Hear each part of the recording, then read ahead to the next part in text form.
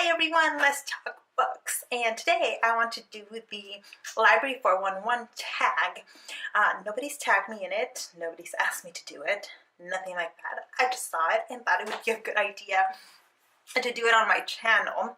I most recently saw it done by Common Spence, and he's the one that kind of, I thought he did it in such a fun way and it made me want to do it on my channel, but it was originally created by Joshana C, and I will be taking a look at her video with the questions on there as I give you my answers. So I will go ahead and link both Common Spence in case you are not subscribed to him, and Joshana C as well. So both of their videos will be listed down below. Okay, so question number one is Information Desk, a book that was helpful to you for any reason.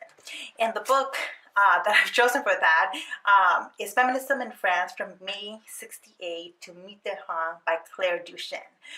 This is basically, if you want a summary of French feminism, this book will give it to you.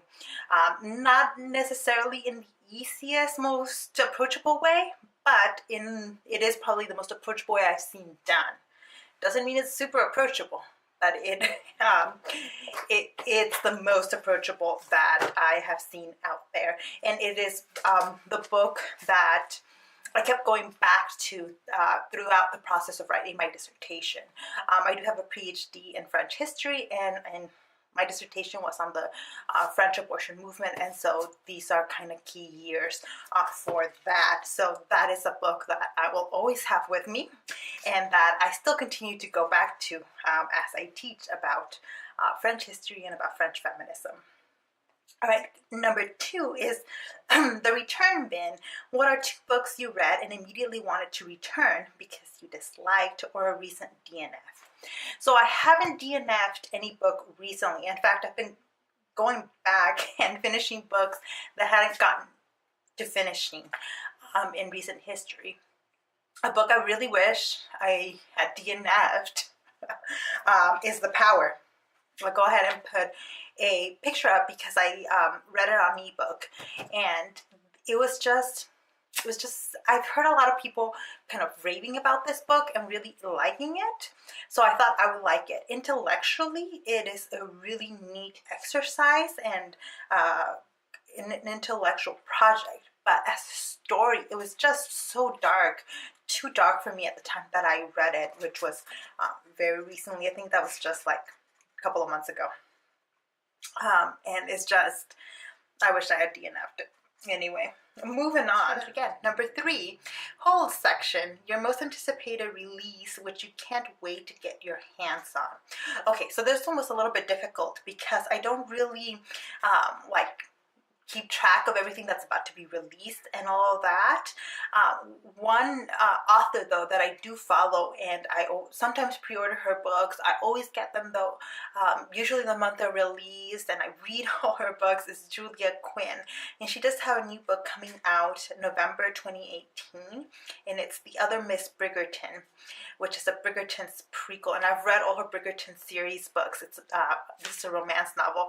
Don't know anything about it other than it's a romance novel. It's written by Julia Quinn, and I really want to read it when it comes out. A couple of other things that I'll mention is The Odyssey, translated by Emily Wilson. And the reason I am interested in this book, it was already released, but I'm interested in buying the paperback of it because it's been a really long time since I've read The Odyssey. And this is the first kind of translation by a female that gets published in recent history. So I'm really interested to get my hands on that one. And another one I just recently saw a review of was My Sister the Serial Killer by Oyinkan Braithwaite. I hope I said that correctly. But that doesn't get released until November 2018 as well. And the premise just sounds super cool. Like, the title itself is already really cool, right? My Sister, the Serial Killer. So I have that on my wish list on Amazon, and I will be getting that as soon as it comes out as well. All right, next prompt is number 4. which is Community Classes and Study Rooms, a book you loved that was a school assignment. All right, this kind of took me back because I kept thinking, okay, what was a book that was assigned to me that has really like stuck with me? And when I started thinking about it, I really went all the way back to sixth grade. Yeah, first year of middle school, and it's My Brother Sam is Dead. It was one of the first books that was assigned to us in the like language arts slash social studies class, and it's the book that I credit with really getting me into history. It takes place during the American Revolution, and it's the story of two brothers, right? One who's too young to really understand fully what's going on. He just knows that his brother has decided to join the rebels, and that his dad supports the British. And so his brother joins the army and decides to fight for independence. And as a result, it leads to a schism in the family. And I have not read it since sixth grade, I'm pretty sure. But that story just really like got me. And it got me really interested to want to find out more and to really study the American Revolution and to study history and the way it affected people's lives. So before I go on a full-on lecture about that, let's move on to the next one. Number 5, computers, a modern classic you love or favorite sci-fi. So a modern classic I love, I had to go with The Handmaid's Tale because it's one of the most recent ones I've read that really just stayed with me. That was a pretty impactful book. I read the whole thing, did notes on it, then I assigned it in class and wrote more notes on it, and so I read this a couple of times. My copy's fully marked and well read and loved, and it's a book that, so this is another one where like Margaret, this is a dark book too. Unlike The Power though, this one held my attention and kept my interest rather than like depress the hell out of me like The Power did. I don't know why the difference. I think part of it was that this one is not necessarily as graphic as The Power is, and so I was able to kind of approach it from an intellectual standpoint more easily than I was The Power, which I kind of affected me emotionally in a negative way. But The Handmaid's Tale I really liked, and I think everybody should read it. Not everybody will like it. Students that I assigned it to complained that there's not a really good explanation of how you get to this world. You get some of it, but you're going back and forth between the main character kind of remembering what life was like before and then her in the present. And sometimes it switches and you don't know that it's necessarily switched. So students express some confusion with that. But overall, I think it's a very good book and well deserved to be labeled as a classic, modern classic. So that's my pick for number 5. Number 6 is DVD rentals. Your most anticipated or favorite in recent history. Book to movie or book to TV adaptation, or a book that felt cinematic, or a book you wish would be adapted into a movie or TV series. All right, that was too many options right there. So I picked a book that has recently been adapted into a movie, and that's Crazy Rich Asians by Kevin Kwan. This book was awesome. I really loved it. It's a part of a series. So I haven't read any of the other ones in the series, but his writing is just very sharp and hilarious, and I really enjoyed it. It's the story of a couple in New York, and it's the story of a couple in New York, and it turns out that the guy in the relationship comes from a wealthy family who lives in Singapore, a Chinese family, and nobody has any clue how rich he and the family is. Like, he's kind of basically Asian royalty, and his girlfriend doesn't know. and she's about to go spend the summer with them. So I thought it was funny, and I really thought all the observations about family and about relationships were really sharp, really well done. I really enjoyed it. If you haven't seen the trailer for the movie, go check it out. It looks really, really great, and I'm going to go watch this movie. In fact, I don't know why it's not out yet. Like, they need to just release it so I can see it. Okay, so that's number 6. Moving on to number 7. Library bookstore sale. A random book you picked up without knowing anything about and really enjoyed, or show off your favorite bookish merch. Okay, I picked up without knowing anything about. So this was before I found BookTube. I know this book is really big on BookTube, but The Long Way to a Small Angry Planet by Becky Chambers. I read it at the suggestion of a book club member, and she didn't even say much about it. It was just like her turn to pick a book for the book club. And I was like, all right, sure, what else? I'll read it. And it turned out to be really, really great. If you don't know the story, there's not a whole lot of plot, which is one of the things that people complain about in this book. And yeah, there isn't, but there is a little bit of a plot line there, in that there's a group of people on this spaceship. It's set in space, that are going to go dig a tunnel, essentially, that will allow the universe to travel to this one small angry planet. And so it's the story of the people on this ship and their encounters with other groups of people in different planets, and it's really well done. It can be a little bit slow paced at times because it does a lot of character study, but I really, really enjoyed it. I have book number 2 on my Kindle, ready to be read, and book number 3 is about to be released, I believe. So I can't wait to get to book number 2 and number 3. All right, number 8 is, let's see, Teen Youth Room, favorite YA or favorite book you read as a kid, or a book you can't wait to share with your future kids / nieces or nephews. Harry Potter. The whole Harry Potter series by J.K. Rowling. It is a series that there's a reason why almost everyone who reads has read these books and loves them. She just was so good at like throwing you into this world, building this world, and kind of commenting on our world. I can't wait to, if I ever have kids, to read it to them, or to read it to, my nieces and nephews. So yeah, I don't think any more explanation is needed there. So let's move on to number 9, which is Museum Tickets, a book that made you feel a bit more cultured upon completing it. This is where I get to be a snob and brag about long books I've read. Because Crime and Punishment by Dostoevsky.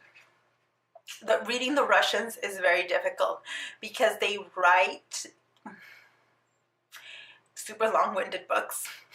Some of these books did not need to be as long as they are, but they're super long.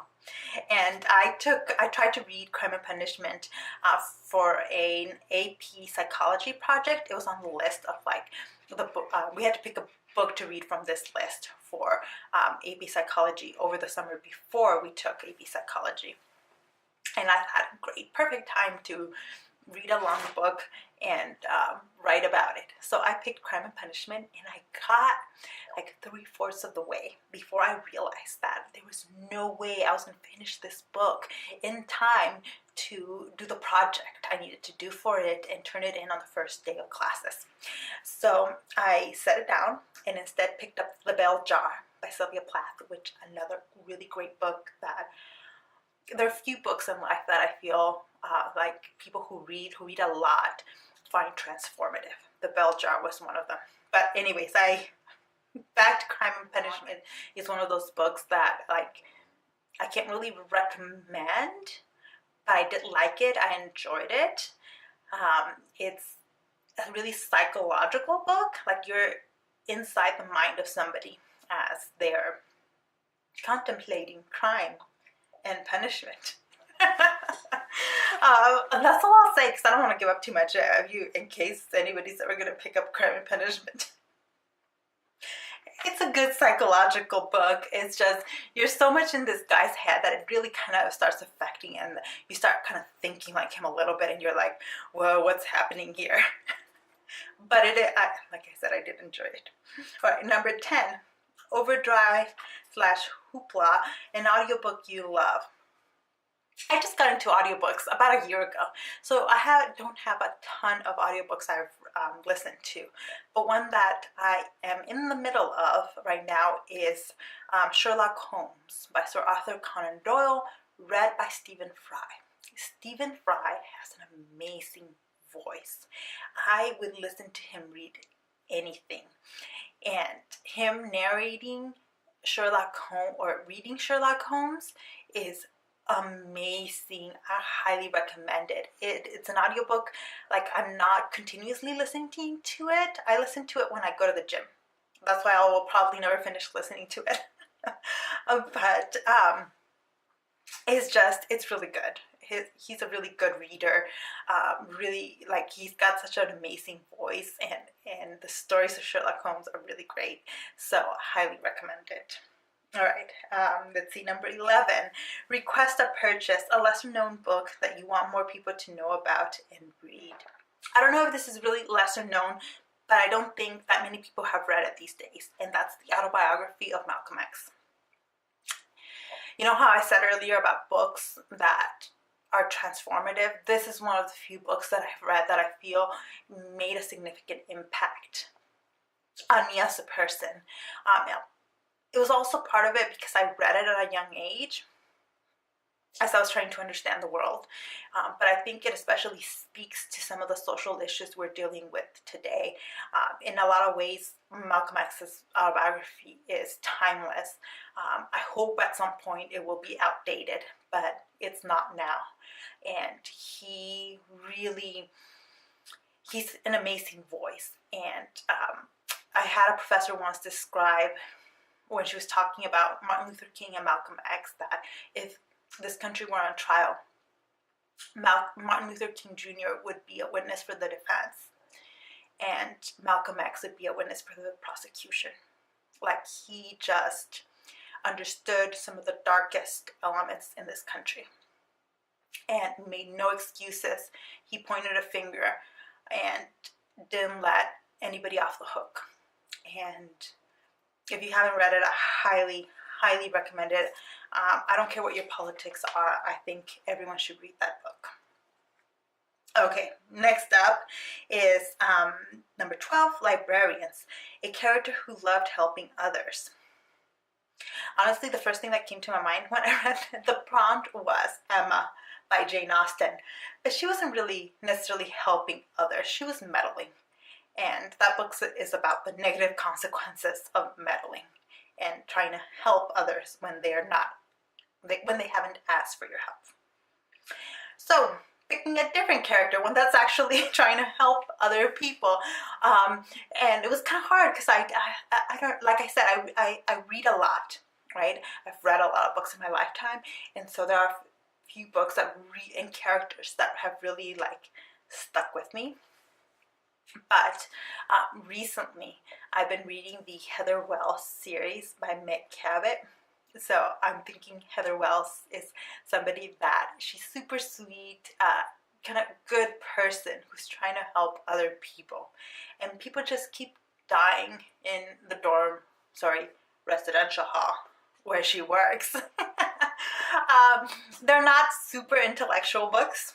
They're fun, kind of feel-good books, and I've really been enjoying reading them, so I'm going with Heather Wells, which the first book in the series is Size 12 is Not Fat, Meg Cabot. All right, we're at the last prompt, and that is Sanctuary, a book that is your safety net. It's like home to you, helped you through a rough time. And again, I had a hard time with this one because I feel like books just do that in general. They have played a pivotal role in my life at various different points and have helped me through all kinds of rough times. And whenever I felt alone, I would pick up a book and read, and I felt a little less alone. And so it was really hard to just kind of pick one, as I think books in general for me have just done that. But I went way back to the beginning, to the first book that got me into reading. The reason why I became, a bookworm and someone who really enjoys reading, and that was The Babysitter's Club. And it's super silly, but I had just moved to a new city. My parents had bought a house. I didn't know anybody, and I felt alone. And then there was the book fair at my school. I was in 5th grade, and I don't even remember why I convinced my parents to pay for the monthly subscription to the Babysitter's Club. And bless their souls, my parents did it, even though we didn't have a ton of money at the time, and they didn't really understand my obsession with reading later on, but they paid for every month for the new Babysitter's Club to arrive at my house. And it made me want to start my own Babysitter's Club, etc. I didn't, but it began I devoured the first one, the second one, the third one, and so on, until I wanted to pick up other books. I wanted to explore my library, explore bookstores, and the rest is history, as they say. All right, this was a really fun tag. If you'd like to do it, I think you should. You can consider yourselves tagged. If you've done this tag, let me know down below, and I would really love to go check out your video because I think these are so fun. But thank you so much for watching, and I'll see you in the next one. Bye.